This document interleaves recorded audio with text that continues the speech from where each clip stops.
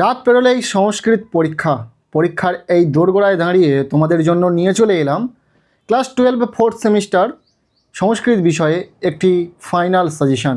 এই একটা ভিডিওতে আমরা সংস্কৃতের একটা পূর্ণাঙ্গ বড় প্রশ্নের সাজেশান শেয়ার করে দেব।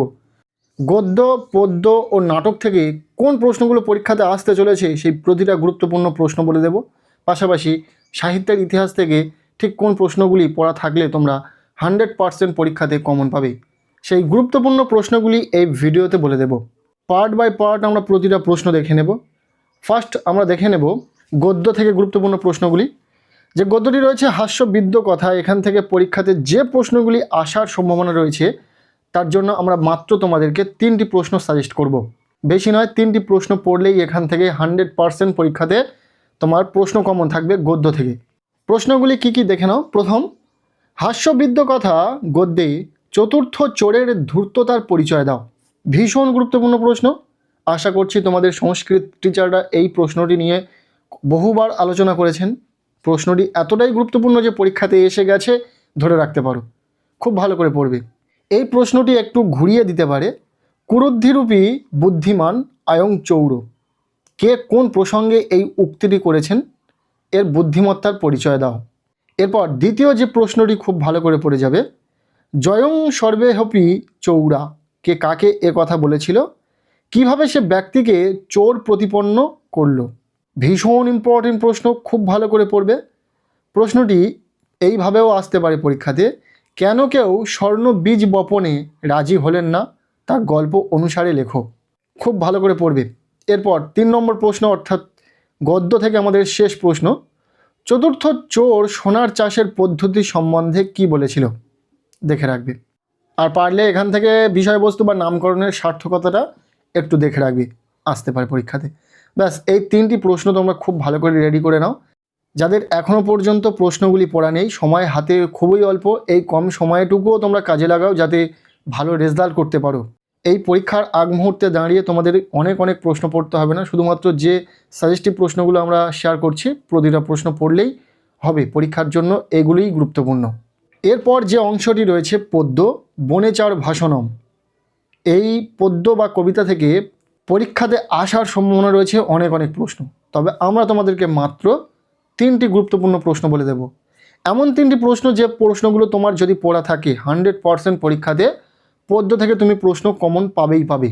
অভিজ্ঞ টিচার দ্বারা নির্মিত এই সাজেশান তোমাদের জন্য ভীষণভাবে কার্যকর হবে। আমরা বিগত বছরে যে সাজেশান তোমাদের জন্য দিয়েছিলাম সেই সাজেশান থেকে তোমরা জানো হুবহু কমন এসেছিল, এবং এখন আমরা যে সাজেশানটি তোমাদের জন্য রেডি করেছি এই সাজেশান থেকে তোমাদের পরীক্ষাতে সমস্ত প্রশ্নই কমন থাকবে। সো পদ্য থেকে 5 মার্কের বড় প্রশ্নের জন্য যে প্রশ্নগুলো গুরুত্বপূর্ণ রয়েছে আমরা দেখে নেব। মাত্র 3টি প্রশ্ন। প্রথম প্রশ্ন, বনেচর যুধিষ্ঠিরের নিকট সংবাদ পরিবেশন করেছিলেন, সেই সময় তাঁর অর্থাৎ বনেচরের চারিত্রিক যে গুণগুলি প্রকাশিত হয়েছে তা আলোচনা করো। ইম্পর্টেন্ট প্রশ্ন, খুব ভালো করে পড়বে। বা প্রশ্নটি একটু ঘুরিয়ে দিতে পারে, বলতে পারে যুধিষ্ঠিরের নিকট বনেচরের বক্তব্য সংক্ষেপে বর্ণনা করো। একই প্রশ্নটি এইভাবে ঘুরিয়েও দিতে পারে। তো খুব ভালো করে প্রশ্নটিকে পড়ে রাখবে। এরপর দ্বিতীয় যে প্রশ্নটি দেখে রাখবে, বর্ণিলিঙ্গীকে বর্ণিলিঙ্গীর বক্তব্যের মাধ্যমে দুর্যোধনের রাজ্য শাসন পদ্ধতি আলোচনা করো। বা দুর্যোধনের রাজ্য শাসন সম্পর্কে কি জানা যায়। ভীষণ ইম্পর্টেন্ট প্রশ্ন, খুব ভালো করে পড়বে। এমন একটি প্রশ্ন যে পরীক্ষাতে এসে গেছে, খুবই গুরুত্বপূর্ণ। মূলত এই 2টি প্রশ্নই গুরুত্বপূর্ণ, বনেচরের চরিত্র এবং দুর্যোধনের শাসন ব্যবস্থা। পাশাপাশি এটাও দেখে রাখবে 3 নম্বর প্রশ্ন, বনেচর ভাষণম পাঠ্যাংশটির নামকরণের সার্থকতা সংক্ষেপে লেখো। ব্যাস, এই 3টি প্রশ্ন পদ্য থেকে তোমরা খুব ভালো করে দেখে রাখো, বড় প্রশ্ন হিসাবে এখান থেকেই প্রশ্ন পরীক্ষাতে কমন পাবে। এরপর আমরা দেখে নেব দৃশ্যকাব্য নাটক আত্রেয়ী বনদেবতা সংবাদ। এখান থেকেও আমরা মাত্র 3টি গুরুত্বপূর্ণ প্রশ্ন বলে দেব। যে প্রশ্নগুলো বলে দেব খুব ভালো করে রেডি করে নাও।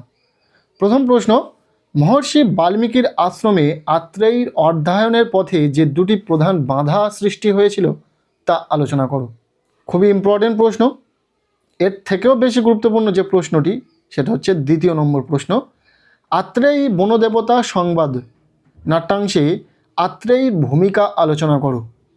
খুবই গুরুত্বপূর্ণ প্রশ্ন, খুব ভালো করে পড়বে। নেক্সট 3 নম্বর প্রশ্ন, আত্রেয়ী বনদেবতা সংবাদ নাট্যাংশে আত্রেয়ী পঞ্চবাটিতে আসার কি কি কারণ ছিল? এই প্রশ্নটি অত্যন্ত গুরুত্বপূর্ণ প্রশ্ন। এই প্রশ্নটি একটু ঘুরিয়ে দিতে পারে পরীক্ষাতে।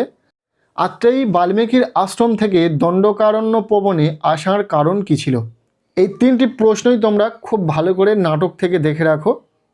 আশা করব এখান থেকেই তোমাদের পরীক্ষাতে হুবহু কমন পাবে। গদ্য পদ্য নাটক থেকে কোন বড় প্রশ্নগুলো তোমরা পরীক্ষার আগ মুহূর্তে দেখে রাখবে সেটা আমরা বলে দিলাম। এরপর আমরা দেখে নেব সাহিত্যের ইতিহাস। এখান থেকে পরীক্ষাতে 4 নম্বরের জন্য যে প্রশ্নগুলো গুরুত্বপূর্ণ রয়েছে, যে প্রশ্নগুলি পরীক্ষাতে আসার সম্ভাবনা রয়েছে, সেই প্রতিটা আমরা প্রশ্ন আলোচনা করব। এই সাহিত্যের ইতিহাসের যে অংশগুলো রয়েছে প্রতিটা অংশ থেকে আমরা মাত্র 2টো করে প্রশ্ন দেখে রাখব। প্রথম যে অংশটি রয়েছে গদ্য, দণ্ডী ও বাণভট্টের সাহিত্যকৃতি। এখান থেকে আসতে পারে পরীক্ষাতে এমন 2টো প্রশ্ন আমরা বলে দিচ্ছি, এই 2টো প্রশ্নই পরীক্ষার জন্য গুরুত্বপূর্ণ এবং এখান থেকেই পরীক্ষাতে কমন আসবে। কি কি প্রশ্ন রয়েছে দেখে নাও। প্রথম, বাণভট্টের সাহিত্যকৃতির পরিচয় দাও।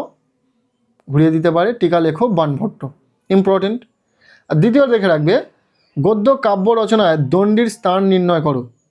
ঘুরে দিতে পারে প্রশ্নটি, সেখানে আসতে পারে সংস্কৃতে গদ্য সাহিত্যে কবি দণ্ডী বিরচিত দশকুমার চরিতম গদ্য কাব্যটির স্থান নির্ণয় করো।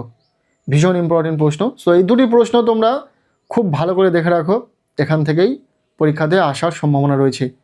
এরপর পরবর্তী যে অংশটি রয়েছে চম্পু, নল চম্পু ও ভারত চম্পু। এই দুটি চম্পু সম্পর্কে দেখে রাখলেই পরীক্ষাতে আসবে। যেমন প্রশ্ন আসবে এইভাবে, চম্পু কাব্য কাকে বলে?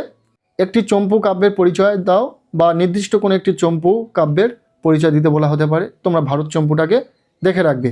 আর দ্বিতীয় টিকা লেখো নল চম্পু, অথবা দিয়ে প্রশ্নটি এইভাবে আসতে পারে, নল চম্পুর বিষয়বস্তু লেখো। অর্থাৎ 2টো চম্পু কাব্য সম্পর্কে খুব ভালো করে দেখে রাখো, পরীক্ষার জন্য প্রস্তুত করে রাখো 2টো প্রশ্ন, যে কোনো একটি প্রশ্ন পরীক্ষাতে পাবে। নেক্সট রয়েছে আয়ুর্বেদ।